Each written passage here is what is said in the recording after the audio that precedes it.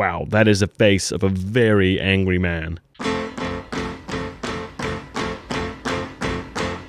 I know a couple of you guys have been a little bit concerned that Vikings has kind of stalled on a couple of storylines and you haven't felt the movement that you wanted. But it now feels like a lot of the characters we thought weren't going anywhere or they were just kind of sticking in the same place have finally made the first step out of Kattegat. Whether it's Hvitserk getting thrown out, Ubbe heading to Iceland, or Bjorn coming to terms with the baggage that he's formed over the season. Now I want to begin by covering the small bit of the Rue storyline we got in this episode because I thought it was really interesting.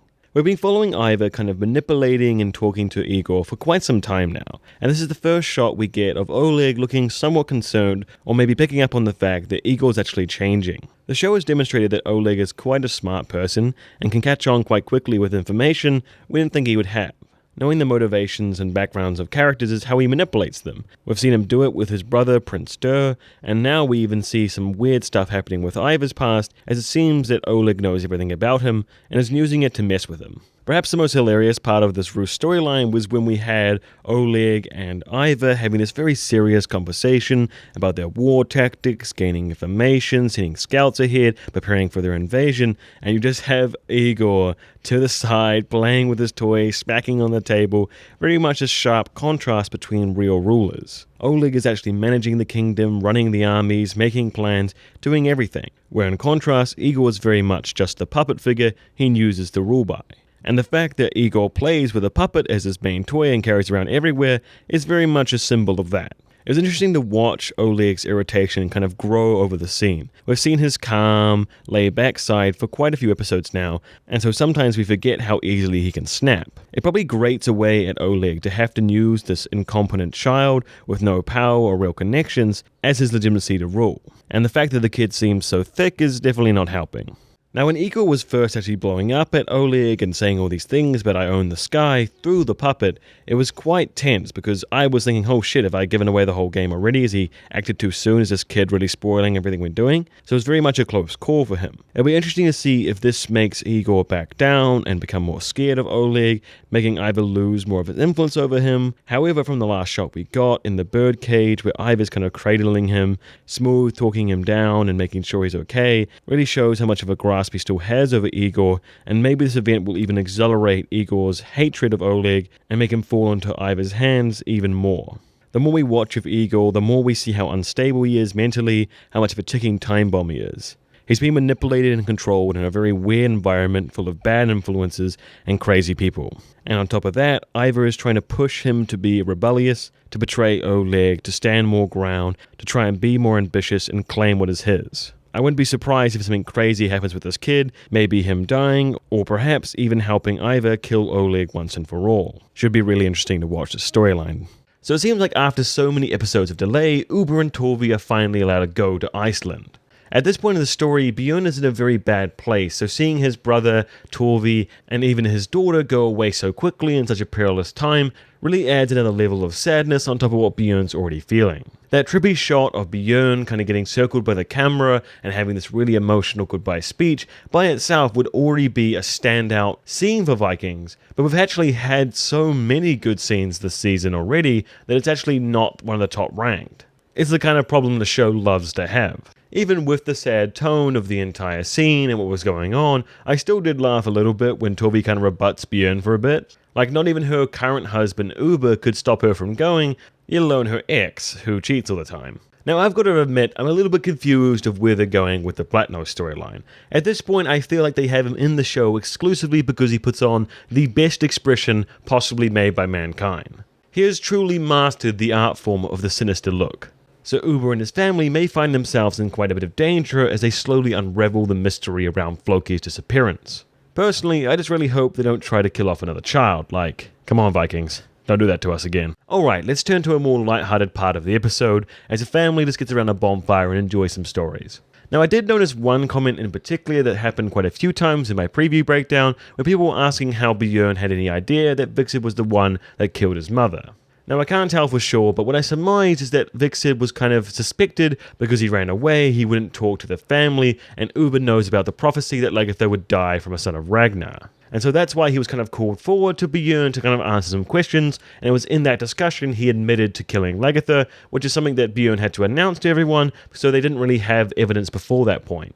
That's basically how I saw it. Now previously I talked about how much I've enjoyed Bjorn's actor and his ability to be able to show so much emotion on his face. In the previous episode we saw how he could display so much pain and sadness in a single expression when he was doing his speech goodbye to Lagertha, and now we can see he could pull off intimidation just as well. Now Hvitserk is very unlikely to receive mercy from Bjorn for killing his mother in the first place, yet alone at a point where Bjorn is ready to redirect all of his anger and hate and spite from all the tragedy that has befallen him, and funnel it straight at one person. At the beginning of the season, Bjorn was celebrating his win against Ivor, he was happy he had a new kingdom, a bright future ahead of him. Now everything is broken down.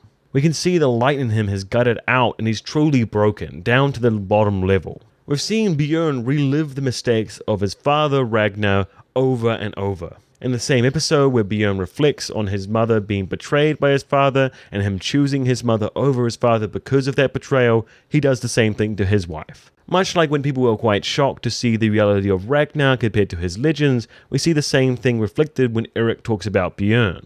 They were both these very famous, larger-than-life figures that had a shape and form in the minds of people of Norway that didn't really reflect the broken forms that they see in front of them now. And it's not like Vikings was even subtle about this comparison, bleeding the images of the now Bjorn, who looks so similar to Ragnar with his costume and beard and design, over the images of the old Ragnar we saw in those flashbacks. I also gotta say, whenever we have flashbacks of Vikings, they're so effective, the nostalgia really hits you like a rock. So it was pretty powerful to see Bjorn broken down this way, to see him crying like a baby, and we could see how much he lost his confidence in that scene where he asked for the support of his people, and everyone's really quiet, and he's really like self-deprecating. If it wasn't for Gunnhild stepping in with the inspirational speech and really whipping up the support for him, he truly would have been done. Seen as yet again another legendary figure broken by time. And so what does he do to repay his wife saving his reputation and his kingdom and giving him support? Well, of course, he goes to his mistress. What else do you expect from our boy Bjorn? So of course this episode's big reveal was that Hvitserk isn't killed by his brothers. For some reason, Bjorn totally forgot about how poorly last time banishing someone over killing them worked out for him and does it again. The one thing I did notice in this episode, it seemed that Hvitserk was a lot more put together than he was in the past. He seemed a lot more at peace with tons of energy in him, he could talk back quite fluently, and when he was talking to Ubbe, he even had gusto in his voice. It very much seems that in his mind he's fulfilled some kind of purpose, some destiny, and it's given him a bit of spunk back. As we could see from his face, from his expression, from everything that was going on, he was comfortable dying knowing he achieved at least one big thing. But Bjorn wasn't willing to let him live that kind of dream and go to Valhalla and be happy, he wanted him to live a pathetic life. Though ironically, it very much seems that this is a turning around point for his story. When you're at the bottom, there's only really one direction to go. Now in my preview breakdown I talked about the possibilities for Hvitserk's future, who he could be met up with. It's quite interesting if you want to check it out here. I definitely have high hopes for his storyline, and hopefully we can see Hvitserk back in action. So the other big development we had this episode was the Rus making their first scout attacks on Harald's land. Now this scene has a lot of big implications and a lot of setup what will be happening later on in the season, but clearly the most important detail is that blacksmithing in the Viking world truly is a spectacular talent. They've got classes on how to temper metal and make the right bend and keep it sharp, in between throwing hammers and taking out people's skulls. Ninjas of the mullet, they say. It's kind of cute to think that in the beginning of this episode, Harald thought his biggest challenge to his rule would be some Earl playing up. I very much doubt he was expecting a huge Christian nation with a powerful army to be his first real challenge. Now it's surprising they're keeping Olaf around for such a long time, but he is quite a fun character to explore, even if he's really wacko. It seems the writers have enjoyed the chemistry between Harald and him, and they want to see that more played out. But personally, having a parrot that screeches over and over again is less annoying than having a pet philosopher. But that's my thoughts on the episode. I would love to hear what you guys think in the comment section below. Thanks for watching the video, I really hope you enjoyed it. Skål!